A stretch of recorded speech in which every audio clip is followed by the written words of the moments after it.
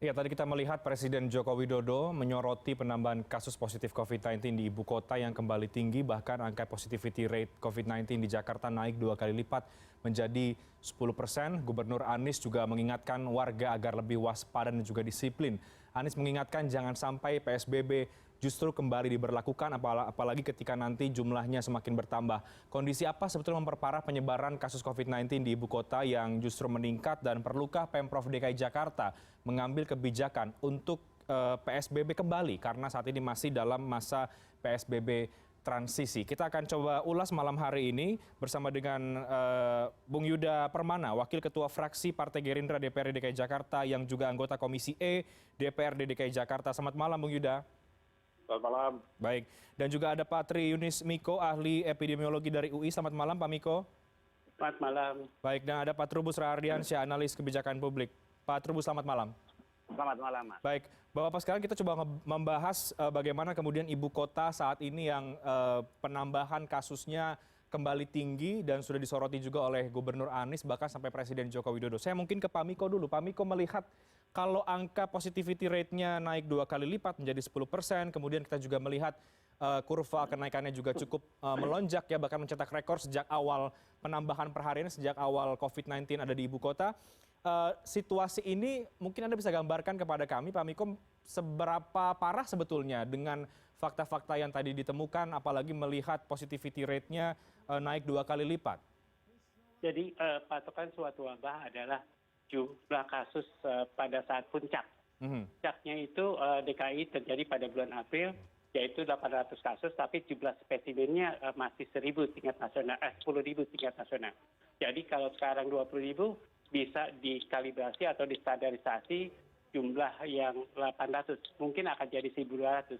Okay. Nah kalau sekarang positivity rate-nya 2 kali lipat, berapa jumlah kasus dalam seminggu? Karena tadi 800 atau 1.200 dalam seminggu. Jadi dibandingkan kalau jumlah itu melewati puncak wabahnya, berarti udah wabah lagi begitu. Jadi harusnya itu kembali kepada manajemen wabah begitu. Jadi manajemen wabah ya kembali kepada PSBB. Kalau PSBB ini merugikan provinsi, ya PSBB dalam skala kecil. Jadi harus diperhatikan daerah merah di DKI Jakarta mana saja, dan itu dilakukan PSBB pada daerah merah. Begitu. Oke, artinya ini kita sudah alert wabah kembali seharusnya di ibu kota ini? Iya, harus dihitung ya. Jadi pada waktu April itu puncak wabahnya 800 kasus, itu 10.000 ya, atau 1.000-an. Kalau sekarang seminggu. Kemudian kalau sekarang ya harus dihitung seminggu ini berapa spesimen dan kemudian berapa kasus. Kalau itu melebihi puncaknya, itu berarti wabah kembali terjadi di DKI Jakarta. Oke, Pak Miko tadi mengatakan PSBB seharusnya kembali diberlakukan. Apakah salah satu yang membuat kenapa ini semakin bertambah jumlahnya dan ini sudah masuk ke wabah lagi adalah karena PSBB yang mulai dilonggarkan, atau katakanlah Pemprov menyebutnya PSBB transisi tadi itu? Ya benar. Saya setuju bahwa PSBB transisi yang pertama atau yang diperpanjang 2 minggu kemudian itu udah tidak merupakan PSBB yang pertama. Jadi pertama dan kedua adalah PSBB tidak dibuka, semua kerja, kemudian tempat wisata tidak dibuka, kemudian mal-mal tidak dibuka, dan itu kontak rate menjadi kecil. Nah, begitu dibuka, kontak rate menjadi besar, karena penularan itu beta dikali kontak rate dikali waktunya atau duration of illness. Beta ada probabilitas penularannya. Nah, pada COVID-19 ini kontak rate menentukan penularan COVID-19. Jadi begitu kontak rate banyak, begitu juga penularannya. Bagi wajar kalau bertambah banyak. Oke, saya ke Bung Yuda. Bung Yuda, catatan Anda seperti apa melihat di ibu kota ternyata kebijakan PSBB transisi ini sedikit banyak tadi kalau menurut tadi Pak Miko katakan juga menyumbang untuk memperparah keadaan penambahan kasus di ibu kota, apalagi kita lihat beberapa hari terakhir termasuk positivity rate-nya yang naik 2 kali lipat menjadi 10%? Ya, kita harus ketahui bahwa PSBB transisi ini merupakan langkah awal untuk kita kembali ke new normal.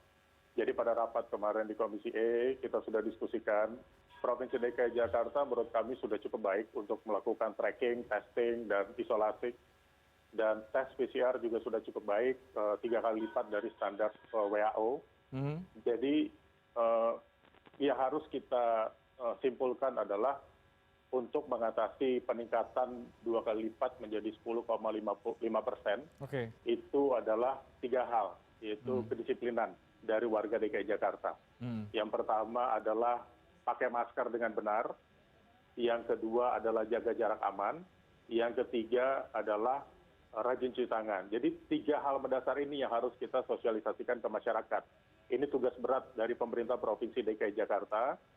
Kedepannya harus ada sosialisasi door to door ke masyarakat untuk mengedukasi betapa pentingnya 3 hal ini, betapa pentingnya pakai masker setiap keluar rumah, betapa pentingnya jaga jarak aman setiap berinteraksi antar manusia, dan betapa pentingnya dengan rajin cuci tangan.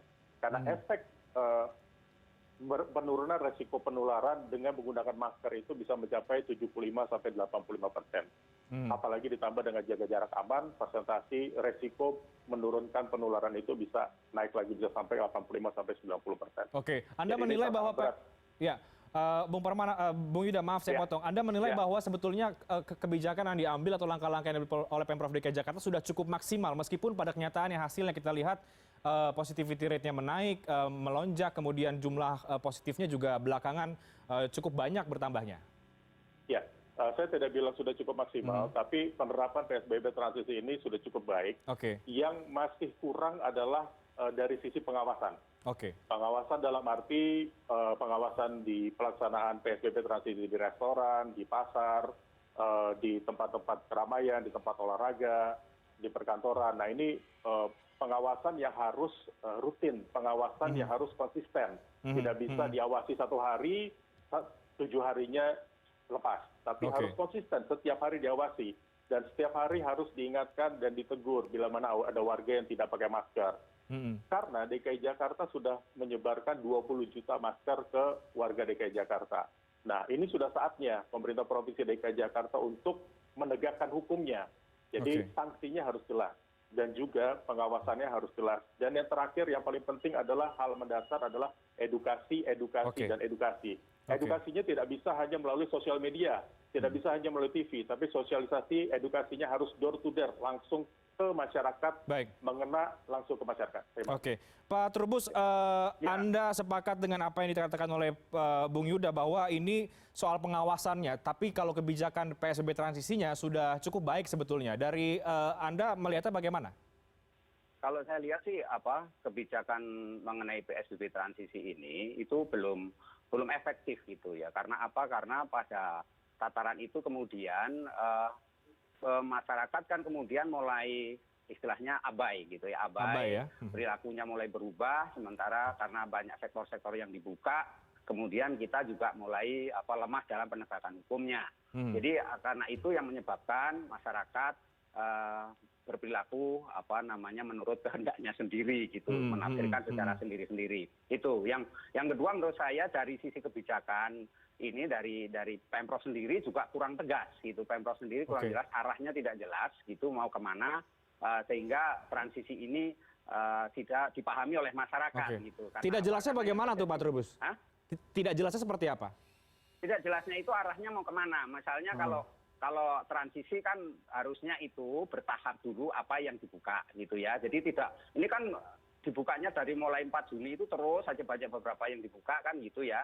Nah kemudian karena kelonggarannya banyak sekali, kemudian masyarakat sudah mulai lengah gitu ya, masyarakatnya lemah, terus kemudian sudah nggak memikirkan lagi mengenai adanya bahaya corona lah kira-kira gitu. Jadi ini yang menyebabkan kemudian penyebarannya menjadi tinggi lagi. Sementara yang istilahnya itu ada 30 ya, tugas RW ini juga penanganannya kan juga nggak jelas bagaimana penanganannya. Harusnya kan itu di karantina klaster ya, karantina klaster itu yang penting itu. Jadi munculnya di pasar ini kan muncul berulang-ulang terus, pasar pindah lagi, pasar lagi kan gitu. Jadi itu sudah klaster ini, belum klaster perkantoran, klaster yang lainnya juga muncul kan gitu. Jadi menurut saya memang ini harus tegas dalam arti bahwa supaya bisa terlokalisir lah gitu, artinya dia tidak terisolasi gitu. Ini COVID ini harus perilakunya masyarakat, karena ini kan ada setelah dibuka ini masyarakat ada peluang gitu ya, melebarnya peluang untuk interaksi sosial, kemudian mulai dalam hal pencegahan warga dan individu ini mulai tidak begitu patuh pada protokol kesehatan misalnya gitu ya, yang diuraikan sama Pak dari DPRD itu. Tetapi memang persoalannya memang dari sini tidak ada juga keteladanan dari para pemimpinnya juga. Harusnya memang itu turun ke masyarakat. Kalau memang turun ke masyarakat, artinya masyarakat ini digerakkan. Nah, disitulah PSM muncul kan, peran serta masyarakat, tidak saja dalam arti dibebankan kepada RT lurah, tapi juga seluruh tokoh masyarakat dan pemuda-pemuda yang ada di situ. Jadi semuanya kita bersama-sama perang melawan corona. Itu yang terjadi gitu loh, Mas. Baik Pak Miko, selain kemudian menurut Anda PSBB ini sebaiknya kembali diberlakukan, melihat fakta yang terjadi hari ini atau beberapa hari belakangan, evaluasi apa yang seharusnya diambil oleh Pemprov DKI Jakarta agar paling tidak bisa memutus atau mengurangi penyebaran atau penularan COVID-19 di ibu kota? Tapi kita bahas nanti. Bapak-bapak sekalian, usai jeda, kami akan segera kembali sesaat lagi.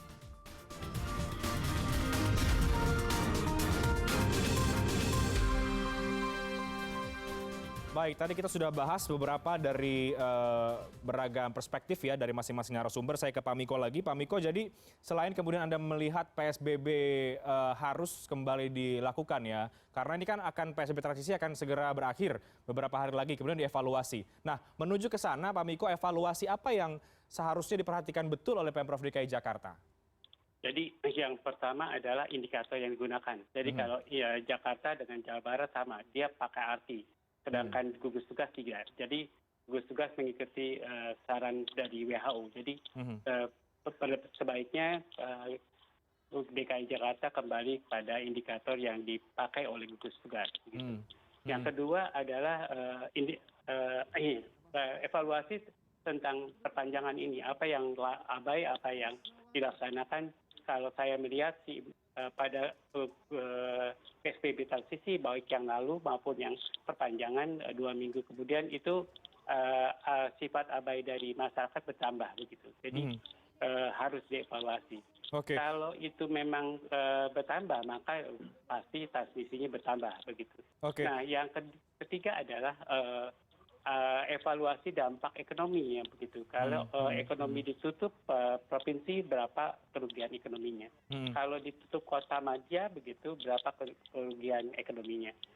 Kalau ditutup kecamatan berapa kerugian ekonominya atau kelurahan. Jadi dengan begitu maka Jakarta bisa melakukan PSBB di tingkat kelurahan, kecamatan atau kota madya atau provinsi. Jadi bisa ada pilihan. Menurut saya nggak harus provinsi, kemudian kota madya yang merah, kemudian ditutup.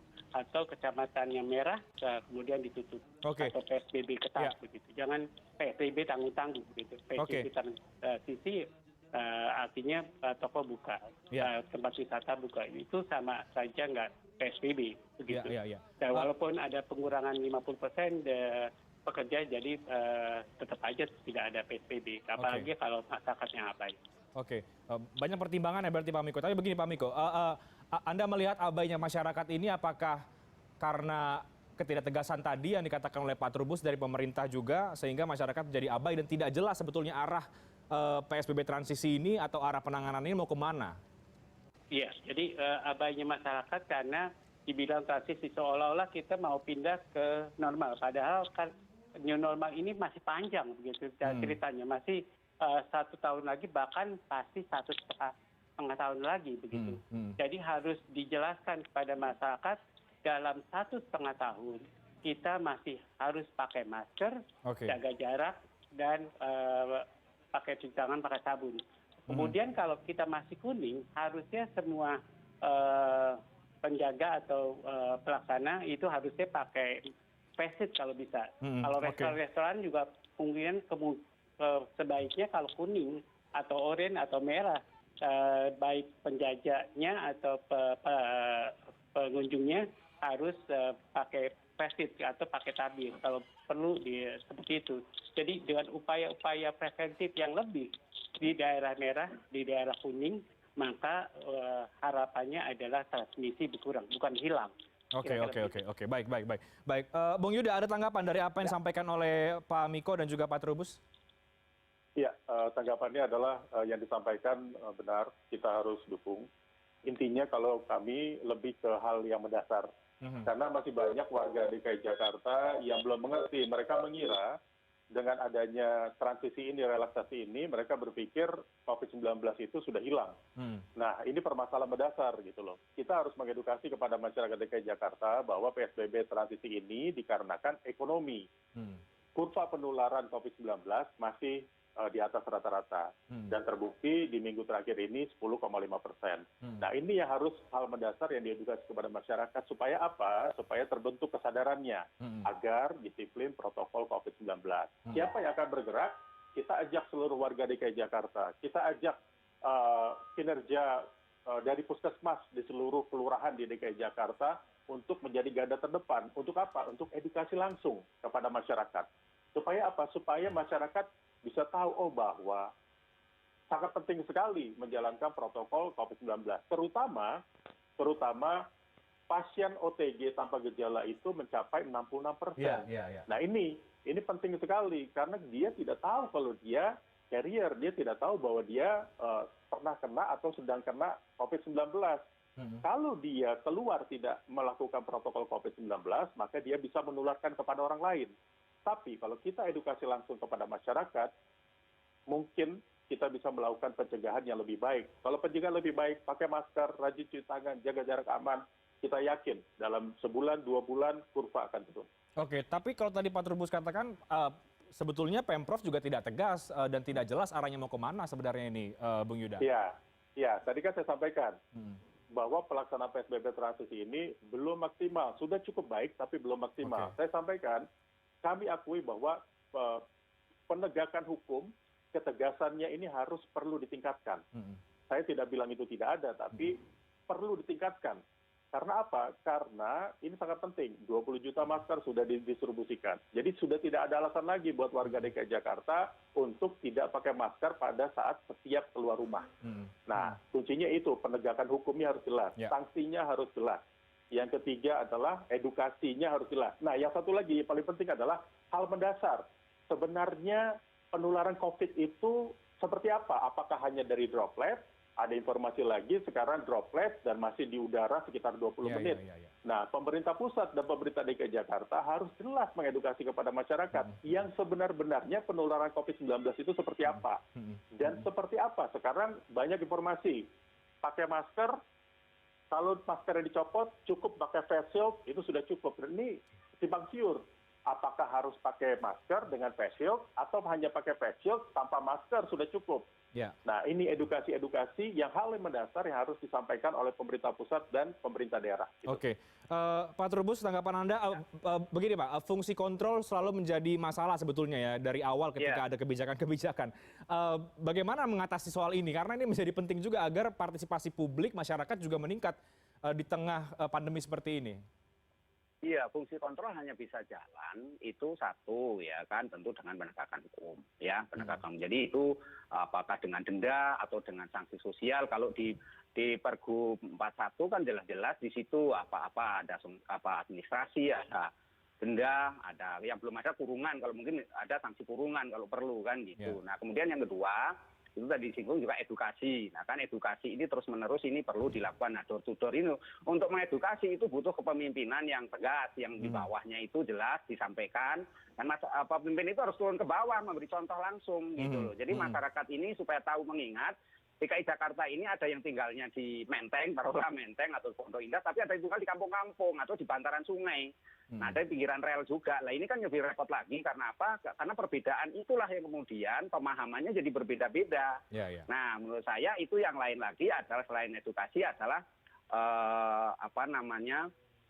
keteladanan dari tokoh-tokoh yang lain, termasuk tokoh agama, tokoh masyarakat juga gitu. Jadi ini supaya saling berkolaborasi karena selama ini memang kelihatannya itu urusannya publik itu melihatnya itu urusannya Pemprov gitu loh. Jadi urusan Pemprov Jadi seolah-olah masyarakat nggak perlu lagi untuk ikut-ikutan. Dan masyarakat kan sekarang cenderung EDP, emangnya gue pikirin gitu ya. Karena apa? Karena urusan-urusan yang sifatnya lebih mendasar terkait ekonomi, terkait dengan kebutuhan-kebutuhan yang lain, itu menjadi prioritas. Dan seolah-olah abai, yang saya katakan tadi, abai dengan persoalan protokol kesehatan atau bahaya dari corona itu sendiri. Nah, sehingga kontrol ini menjadi penting. Kalau tidak ada langsung kontrol di tingkat RT RW secara masif, itu akan sulit, apalagi untuk daerah-daerah merah. Karena warga yang dari daerah merah ini kan nggak diketahui kemudian dia bermobilitas ke daerah yang taruhlah yang hijau atau yang kuning ya kan gitu. Nah, mereka akhirnya menularkan. Dulu kita harap-harap Pulau Seribu itu tetap hijau, tapi ternyata Pulau Seribu akhirnya ada juga, jadi tidak jadi hijau juga. Jadi artinya penularan ini kan jadi melebar kemana-mana. Karena apa? Karena ya mobilitas dari masyarakat itu sendiri, dan kemudian juga dari Pemprov sendiri juga kelihatannya juga nggak serius lagi kan, lihatnya seperti itu. Kalau dulu kan ada yang kerumun sedikit aja dibubarin. Ada tempat warung-warung yang pada buka saja langsung ditutup, langsung ada penindakan. Nah, sekarang begitu transisi, lepas semua, sudah nggak ada lagi. Jadi masyarakat ya menganggap ini sudah biasa, sudah normal, apalagi masyarakat di tingkat bawah dalam hari ini yang kebutuhan sehari-hari menjadi masalah kan gitu. Jadi ini menurut saya memang semuanya harus dievaluasi dan dirubahlah yang sekarang sifatnya top down selama ini. Kita coba kita dari bottom up gitu. Jadi masyarakat coba digalang secara bersama, kewajiban tokoh-tokoh masyarakat juga ini dalam ini tokoh agama dan tokoh pemimpin juga lah, RT RW, lurah, camat dan wali kota ini turun langsung ke bawah gitu loh. Jadi mereka bertanggung jawabnya. Jadi tidak hanya lagi ada kata-kata yang sifatnya kita rem kebijakan. Bagaimana mau efektif membuat PSBB kembali diterapkan? Nggak akan efektif juga itu. Jadi karena apa? Masyarakat akan tetap berpikir ngapain kita berpanjang-panjang lagi kan gitu. Karena didasarkan pada kebutuhan itu. Jadi menurut saya ini kita realistis aja melihat empirisnya. Cobalah kita pakai polanya itu dari bottom up aja, dari bawah. Sekarang kita galang. Nah, sehingga dibentuklah RT-RT atau RW-RW yang selama ini ya merah lah, katanya merah. Nah, itu diperlakukan secara khusus, jadi ada pengawasan yang secara khusus ya, dan ditingkatkan secara terus-menerus sehingga warganya memahami ya kan, memahami pula kesadaran itu. Nah, disinilah kontrol akan berjalan. Tetapi kalau semuanya hanya berdasarkan pada asumsi-asumsi, berdasarkan istilahnya rasional komprehensif kalau dalam kebijakan publik itu, ini akan sulit karena ini sifatnya kan menular wabah, dan itu interaksi dari individu ke individu. Nah, sifatnya apalagi yang OTG. Nah, ini kan tidak hanya di ini sulit gitu loh Mas, menurut saya. Itu yang menurut catatan saya. Nah, ini yang tadi disinggung oleh Bung Yuda ya, OTG di Jakarta angkanya 60% lebih. Kemudian juga bagaimana di tengah isu-isu bahwa penyebaran ini ternyata bisa lewat airborne. Nah, dengan fakta demikian, kemudian kita dihadapkan dengan kebutuhan ekonomi juga, tapi di sisi lain kesehatan juga perlu diberlakukan. Nah, Pak Miko, apakah kemudian kita perlu untuk memodifikasi atau menambah atau memperketat lagi protokol kesehatan dengan fakta bahwa ada 60% OTG di ibu kota yang bahaya sekali kalau kemudian ini tidak diantisipasi. Nah, ini seperti apa? Dijawabnya nanti Pak Miko, usai jeda kami akan segera kembali.